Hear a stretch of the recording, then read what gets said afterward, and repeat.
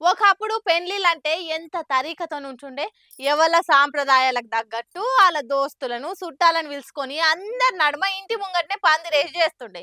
కానీ రాను రాను ఏమైతుంది, తోటోడు తొడ కోసుకుండని మనం మెడ కోసుకున్నట్టు మంది ఎట్లా చేస్తే మనం కూడా గట్లనే చేద్దామని మన పద్ధతులన్నీ అవతలకి నూకి ఏవేవో ఆటలు, డీజేలు అనుకుంటా పెళ్ళంటేనే ఒక మజాక్ తీరు చేస్తుర్రు. కానీ గిప్పటి సంది గా పప్పులేం ఉడకయి. ఇప్పటి సంది పెండ్లి రీతితోని చేస్తేనే చెల్లుతుందని సుప్రీంకోర్టు కుల్లంకుల్లా చెప్పేసింది. పెండ్లంటే డాన్సులు, పాటలు, కమ్మ కమ్మని తిండి, కట్నాలు ఇచ్చి ఉచ్చుకున్నాడో కాదు. ఇప్పటిదాకా ఒక లెక్క, ఇప్పటి సంది ఒక లెక్క అనుకుంటా సుప్రీంకోర్టు బరిలకు దిగింది.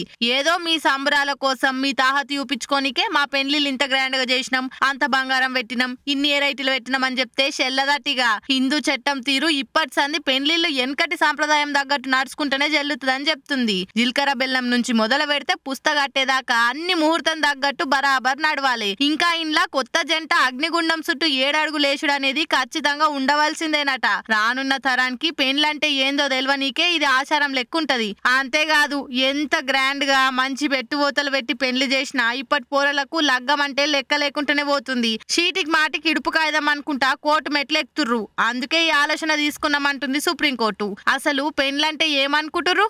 ఏదో ఆల్తు పాల్తు తంతు చేసి ఒడసగొట్టనికే అనుకుంటుర్రా? హిందూ సంప్రదాయంలా లగ్గం అంటే ఒక పవిత్రమైన సంస్కారం, ఒక కుటుంబం మొలవనికే గట్టి పునాది. అసొంటి లగ్గానికి అసలు ఇలువ లేకుండానే పోతుంది ఈ తరంలా. అందుకే ఇప్పటి సంది చెప్పిన తరీక చెప్పినట్టు వాటిచ్చి చేస్తేనే ఆ లగ్గం జల్లుతుందని అందరి చెవులకు జొర్రేటట్టు గట్టిగానే చెప్పింది సుప్రీంకోర్టు. మరి ఇంటే మంచిది. లేలే మేమినము, మా లెక్క మా ఇష్టం అంటే చట్టం దాని పని చేసుకుంటా పోతుంది. మేమైతే చెప్పనైతే చెప్తున్నాం, అటెన్క మీ ఇష్టం, ఏమన్నా చేసుకోర్రి. కేసీఆర్ సారు 48 గంటలు ఎలక్షన్ ప్రచారం చేయొద్దని ఈసీఓలు ఆర్డర్ ఇచ్చిండ్రు. నిన్న రాత్రి 8ంటికే సార్ ప్రచారం బంద్ చేసి ఇంటికి పోయిండు. ప్రచారంలో కాని మాటలు మాట్లాడిండని కాంగ్రెస్ వాళ్ళ కంప్లైంట్ మీద ఈసీఓలు సార్ ప్రచారానికి నిషేధం పెట్టిర్రు.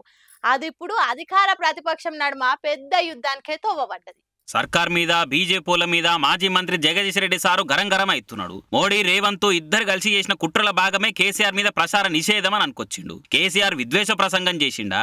ఒక వర్గం పేదల్ని మనుషులుగానే చూడడం, మేము వాళ్ళ హక్కుల్ని హరిస్తామని చెప్తుంటే స్వయంగా ప్రధానమంత్రి ఎందుకు కనబడతలేదు మోడీకి? ఇది ఎందుకు ఒక దేవుడు బొమ్మను ఉపయోగించుకొని తిరుగుతుంటే ఎందుకు కనబడతలేదు మోడీ చేసే పని ఈసీకి ఎందుకు కనబడతలేదు? రేవంత్ రెడ్డి ఓట్లు పెట్టుకుంటే తప్పనిపిస్తలేదు, ఫేక్ వీడియోలు రిలీజ్ చేసుకుంటే తప్పనిపిస్తలేదు వాళ్ళకు.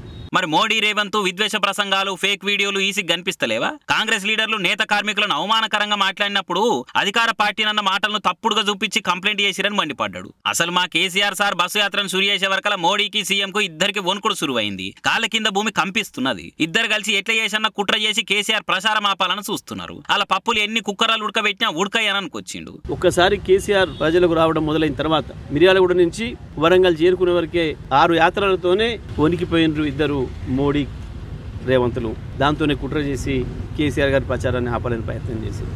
ఒక ఊరికి మించి ఒక ఊరు పోతున్న కొద్దీ ప్రజలు కేసీఆర్ వెంట నడవాలని, కేసీఆర్ వెంట అడిగేయాలని, కేసీఆర్ బస్సును ముట్టుకోవాలని, కేసీఆర్ను తాకి సంతోషపడాలని, మా మద్దతు తెలియజేయాలని, కేసీఆర్ నడవండి మీరు ముందు మేము వెనకాల మేము ఉన్నామని చెప్పి కేసీఆర్తో భుజం కలిపి నడుస్తున్న సందర్భాన్ని చూసి భయపడిపోయి ఇవాళ ఇటువంటి చిల్లర ప్రయత్నం చేసిండ్రు. కానీ ఇటువంటి ఏవి కేసీఆర్ ఆపలేవు. కేసీఆర్ ఈరోజు ప్రచారం చేస్తే ఎట్లా ఉండేదో కేసీఆర్ ఆపడం వల్ల అంతకు మించిన రెట్టింపు మద్దతు వస్తుంది తెలంగాణ ప్రజల నుంచి. తెలంగాణ ప్రజలకు అందరికీ అర్థమైపోయింది. కేసీఆర్ అంటే జనం ప్రభంజనం చూసే భయపడుకుంటా చిల్లర రాజకీయాలు చేస్తున్నారు అధికార పార్టీ వాళ్ళు. ఇప్పుడు కేసీఆర్ ను అడ్డుకుంటుంటే ప్రచారానికి మించి రెట్టింపు ప్రజా మద్దతు వస్తుంది, మాకేం ఫికర్ లేదని అంటున్నాడు. ఫేక్ వీడియోలు ప్రచారం చేస్తే రేవంత్ కు నోటీసులు, మా సోషల్ మీడియా ఇన్ఛార్జి క్రిషాంక్ కు అరెస్ట్, మా అధినేత కేసీఆర్ కు మాత్రం ప్రచార నిషేధమా అని అనుకుంటా నిప్పులు జరిగిండు. మరి చూడాలి పంచాయతీ ఏడు దాకా పోతుందో రేపు ఏం కథనో.